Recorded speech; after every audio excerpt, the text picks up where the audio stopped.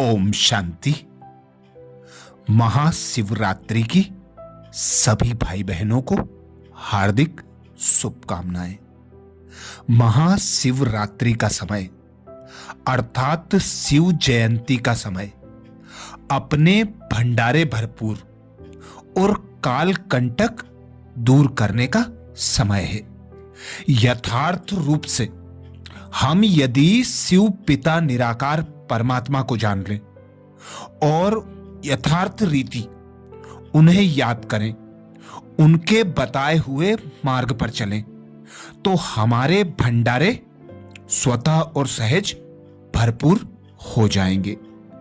आज के मनुष्य के भंडारे खाली हैं और मनुष्य को कभी निर्धनता के, कभी संबंधियों के कटु व्यवहार के तथा कभी साकार द्वारा टैक्स के कांटे भी लगते रहते हैं। काल के पंजे में तो सभी हैं ही। अतः आज की परिस्थिति में तो खास तौर पर परमात्मा शिव को अवश्य जानना चाहिए, क्योंकि उनके बारे में तो यह कहावत है कि शिव के भंडारे भरपूर हैं और काल कंटक सब दूर है। क्या आपके सुख शांति के भंडारे भरपूर हैं? हैं भरपूर। आज तक विचित्र बात यह है कि भारत के बहुत से लोग तो यह समझ बैठे हैं कि वे शिव को भली भांति जानते हैं, शिव की नित्य पूजा करते हैं और बड़े उत्साह से शिवरात्रि भी मनाते हैं। परंतु प्रश्न उठता है कि लोगों ने शिव को जैसा जाना हुआ है और जिस तरह वे शिवरात्रि मनाते हैं, उससे क्या उनके सुख शांति के भंडारे भरपूर होते जा रहे हैं? और क्या काल कंटक दूर होते जा रहे हैं? यदि नहीं, तो प्रमाणित है कि उस जानकारी में कुछ त्रुटि है। उदाहरण अर्थ आप सब जानते हैं कि लोग शिव पर प्रायः अक धतूरा इत्यादि चढ़ाते हैं। अब विचार करने की बात है कि यदि इसी अक और धतूरे से शिव प्रसन्न होते, तब तो अधिक पुरुषार्थ अथवा यत्न की आवश्यकता ही नहीं रहती, बल्कि 10-20 पैसे का सौदा लेकर उन पर चढ़ाने की थोड़ी सी मेहनत से जीवन के लक्ष्य की प्राप्ति हो जाती। इतना पुरुषार्थ तो कोई भी कर सकता है। यदि इतने भर से ही शिव, जिन्हें पाप कटेश्वर और मुक्तेश्वर कहा जाता है, पाप काट देते और मुक्ति प्रदान कर देते, तब तो योग तपस्या और ज्ञान ध्यान की कोई आवश्यकता ही नहीं थी। इन्हें कोई पूछता ही नहीं।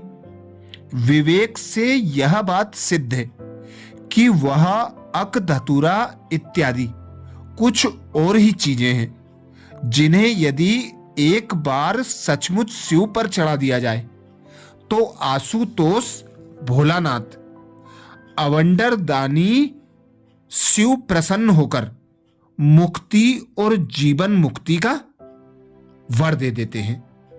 जो स्वयं को शिव मानते हैं, वे अपने मुंह मियां मिट्ठू बनते हैं। अतः यह रहस्य भली भांति जानने की आवश्यकता है कि शिव कौन है, शिवरात्रि क्यों मनाई जाती है और आत्माओं की श्रेणी में शिव का कौन सा उच्च स्थान है।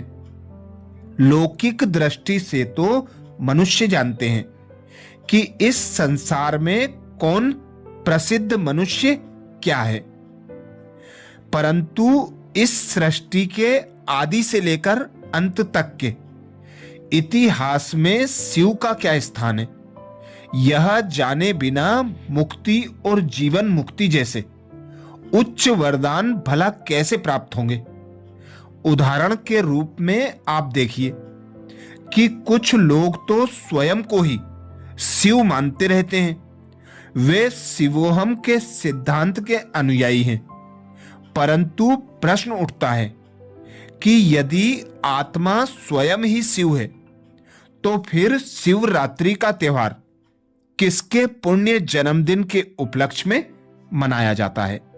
शिव तो कल्याण करने वाले परमात्मा का ही गुणवाचक नाम है। उनकी तो भारत में बहुत उपासना होती है। भक्त लोग ओम नमः शिवाय का जाप करते हैं। स्पष्ट है कि यह भक्ति उपासना महिमा स्वयं से किसी उच्च हस्ती अर्थात सत्ता की होती है। अतः अपने आप को शिव मानना तो अपने मुंह मियां मिट्ठू बनना है। यह तो छोटे मुंह बड़ी बात करना है। विश्व का कल्याण करने वाले त्रिभुवनेश्वर स्वयंभू शिव कहां और माया द्वारा पराजित अकल्याण युक्त हम जन्म मरण के चक्कर में आने वाले जीव आत्मा कहां? शिव तो एक है, वह तो परम पिता है जो कि मनुष्य आत्माओं को पतन के गड्ढे से निकाल उनका कल्याण करते हैं। हमारे इस कथन से कोई यह न समझ बैठे कि शायद हम महादेव शंकर जी को ही शिव मानते हैं, क्योंकि प्रायः लोग शिव और शंकर को पर्यायवाची समझते हैं। वास्तव में शिव और शंकर एक ही के दो नाम नहीं है। आप देखते हैं कि मंदिरों में एक तो अंगूठाकार अशरीरी शिवलिंगम रखा हुई होती है, एक है शरीर के आकार में रखी मूर्ति जिसे शंकर कहते हैं। कभी आपने सोचा कि ये दोनों अलग अलग मूर्तियां क्यों हैं? इसका यही कारण है कि शिवलिंग तो निराकार शरीर रहित ज्योति स्वरूप ब्रह्मलोक के निवासी ज्योतिर्लिंगम परमात्मा शिव की प्रतिमा है और दूसरी एक सूक्ष्म शरीर वाले शंकरपुरी के निवासी एक देवता की मूर्ति है। शिव, ब्रह्मा, विष्णु और शंकर, शिव, ब्रह्मा, विष्णु और शंकर तीनों देवों के रचयिता अर्थात त्रिमूर्ति अथवा देवों के देव हैं। शिव ही को मुक्तेश्वर और पाप कटेश्वर कहा जाता है। अतः अब आप समझ सकते हैं कि शिवरात्रि सर्व महान आत्माओं के दिव्य जन्म का उत्सव है। सब आत्माओं से परम आत्मा की जयंती है। मनुष्यों का जन्म दिन में तो परमात्मा शिव का जन्मदिन रात में बताया जाता है। मनुष्यों के जन्मदिन में कभी रात्रि शब्द नहीं जोड़ते। मनुष्यों का जन्मदिन तो परमात्मा शिव के जन्मदिन की भेंट में ऐसे है जैसे हीरे की भेंट में कौड़ी, क्योंकि मनुष्य पाप काटने वाले, पाप कटेश्वर, मुक्ति देने वाले मुक्तेश्वर, तीनों लोकों के मालिक त्रिभुवनेश्वर, रामेश्वर और गोपेश्वर अर्थात राम और कृष्ण के भी पूज्य नहीं है। वह देव अर्थात त्रिमूर्ति नहीं है। परंतु अफसोस है कि इतने उच्च एवं पूज्य परम पिता के जीवन वृत्तांत को आज विदेशी तो क्या भारत के लोग भी नहीं जानते। यही कारण है कि आज भारत कोड़ी तुल्य अथवा कंगाल बन गया है। भारत की ऐसी दशा क्यों हुई है? इसलिए ही यहाँ के वासियों के कर्म भंडारे भरपूर करने वाले परम पिता शिव की आज्ञाओं के विपरीत हैं, अर्थात वे परमात्मा से विपरीत बुद्धि हैं। अब मन में अनेक प्रश्न उठते हैं। शिव ने क्या किया कि परमात्मा शिव को क्यों याद करें? उन्होंने ऐसा क्या महान कार्य किया है कि आज तक उनकी महिमा, उनका गायन और पूजन होता है और उनका जन्म उत्सव भी मनाया जाता है। हम बता चुके हैं कि मनुष्य आत्माओं का कल्याण करने के कारण परमात्मा के शिव नाम का गायन हुआ है। आप पूछेंगे कि क्या कल्याण किया? आज मनुष्य समझते हैं कि किसी को अन्न, धन, वस्त्र इत्यादि दान देने अथवा थोड़े समय के लिए किसी को आय का साधन इत्यादि प्राप्त करा देना ही किसी का कल्याण करना है। भारत सरकार ने तथा सामान्य जनता ने इस प्रकार के कई केंद्र, कल्याण केंद्रों के नाम से खोले हुए हैं। परंतु आप सोचिए कि जब तक मनुष्य आत्माओं में जागृति नहीं आएगी, जब तक उनके कर्मों में पवित्रता नहीं आएगी, तब तक उनके दुखों का कोई न कोई कारण तो बना ही रहेगा। अतः परम पिता परमात्मा, जो कि कर्मों की गुह्य गति को जानने वाले हैं, ज्ञान के सागर हैं, मनुष्य का कल्याण इस प्रकार करते हैं कि वह उनके कर्मों में श्रेष्ठता लाते हैं। अब प्रश्न यह उठता है कि हमारे कर्मों को परमात्मा कैसे श्रेष्ठ बनाते हैं? तो स्वयं परमात्मा बताते हैं, श्रेष्ठ कर्म करने के लिए दो चीजों की आवश्यकता होती है। कर्मों को श्रेष्ठ बनाने के लिए विशेष दो चीज हैं, एक तो ज्ञान और दूसरा योग। कौन से कर्म करने चाहिए, कौन से कर्म नहीं करने चाहिए, आत्मा क्या है, उसे अपने स्वरूप में कैसे स्थित होना चाहिए, इत्यादि इत्यादि विषयों को ठीक ठीक से जानना ही ज्ञान कहलाता है। केवल ज्ञान से ही मनुष्य पवित्र नहीं बन सकता, क्योंकि जब तक मनुष्य सर्वशक्तिमान परमपिता परमात्मा शिव से शक्ति न ले, तब तक वह अपने पूर्वकालीन संस्कारों को बदल नहीं सकता है, विकर्मों को दग्ध नहीं कर सकता और पूर्ण कल्याण अथवा आनंद को प्राप्त नहीं कर हो सकता। परम पिता परमात्मा से आध्यात्मिक शक्ति, संस्कारों की पवित्रता, आनंद इत्यादि की प्राप्ति के लिए उनके संबंध में आना, उनसे योग लगाना, परम पिता परमात्मा शिव ने स्वयं ही वास्तविक योग सिखाकर मनुष्यों को मायाजीत जगतजीत बनाया।